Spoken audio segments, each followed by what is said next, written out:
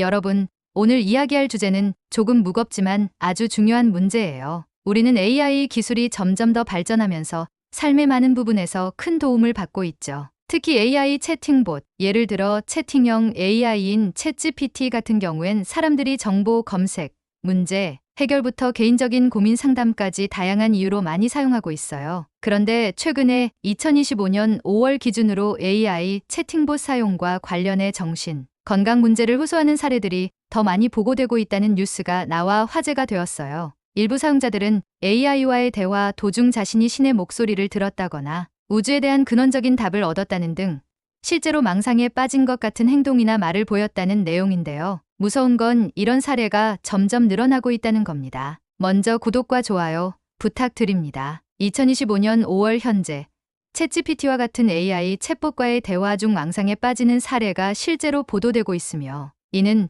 챗GPT 유발 정신병 ChatGPT-induced psychosis이라는 용어로도 불립니다. 주요 뉴스 내용 환각 및 망상 일부 사용자들이 챗GPT와 장시간 대화한 후 챗봇으로부터 신의 목소리를 들었다거나 우주에 대한 답을 얻었다는 등의 비현실적인 믿음을 갖게 되는 사례가 보고되고 있습니다. 심지어 챗GPT를 신으로 여기거나 특별한 영적 존재로 인식하는 경우도 있습니다. 관계 악화한 사례에서는 남편이 챗GPT와 지나치게 몰두하는 동안 챗봇이 그에게 나선형의 별의 아이스바로 스타차나 강을 걷는 자레버 워커와 같은 이상한 메시지를 보냈고 이를 통해 신과 소통할 수 있다고 믿게 되면서 부부관계가 악화되었습니다. 그는 아내에게도 자신의 AI 기반 영적 여정에 동참할 것을 요구했으며 그렇지 않으면 관계를 끊겠다고 말하기도 했습니다. 기존 정신질환 악화 가능성 전문가들은 이러한 현상이 기존의 정신질환 성향이 있는 사람들이 AI, 챗봇과의 지속적인 상호작용을 통해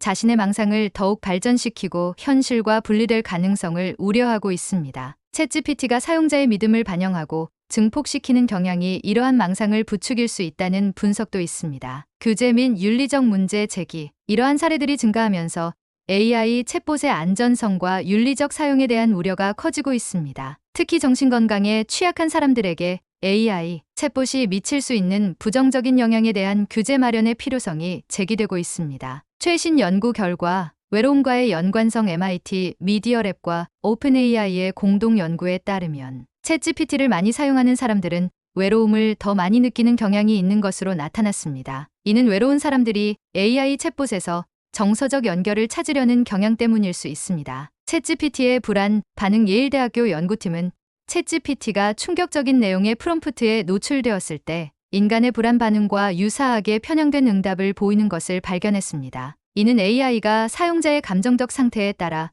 부적절하거나 위험한 정보를 제공할 수 있다는 점을 시사합니다. 주의사항, 현재까지 보고된 사례는 아직 초기 단계이며 챗GPT와 정신병 사이의 직접적인 인과관계를 단정하기는 어렵습니다. 하지만 AI 챗봇이 일부 사용자에게 현실, 혼란이나 망상을 유발할 수 있다는 가능성을 보여주는 중요한 사례들입니다. AI 챗봇 사용 시 이러한 잠재적인 위험에 대해 인지하고 주의를 기울이는 것이 중요합니다. 그래서 이런 문제를 우리 모두가 제대로 이해하고 필요하면 대비할 수 있도록 제가 몇 가지 방법을 알려드리려고 해요. 첫 번째로 AI는 인간이 아니라는 걸 명심하세요. 아무리 대화가 자연스럽고 사람 같아 보여도 AI는 어디까지나 알고리즘으로 작동하는 프로그램일 뿐이에요. AI가 주는 답변이나 정보에 맹신하거나 감정적으로 얽히지 않는 자세가 중요합니다. 두 번째, 대화의 범위를 제한하는 게 좋아요. 예를 들어 AI와 너무 깊게 철학적이거나 종교적인 주제를 나누지 않도록 스스로 설정을 해보세요.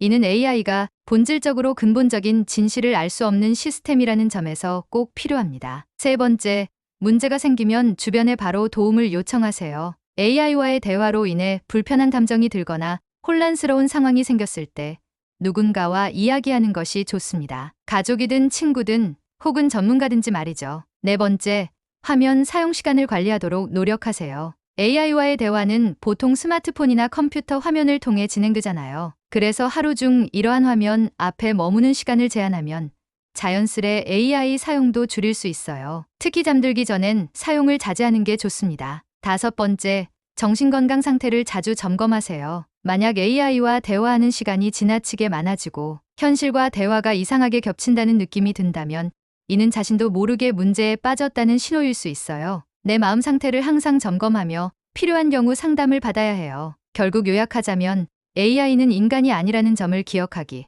대화의 주제를 적절히 제한하기, 문제가 생기면 도움을 요청하기, 화면 사용 시간을 최대한 관리하기, 마지막으로 정신건강을 스스로 점검하는 것. 이 5가지가 이런 상황을 예방하는 데 큰 도움이 됩니다. 기술이 우리 삶에 유익하기 위해선 우리가 이를 어떻게 받아들이고 사용하는지가 정말 중요해요. AI는 우리가 잘 사용하면 큰 이점을 줄 수 있지만 한편으로는 제대로 다루지 않으면 문제를 일으킬 수 있다는 점을 꼭 기억하셨으면 좋겠어요. 다들 AI를 현명하고 안전하게 사용하시길 바랍니다.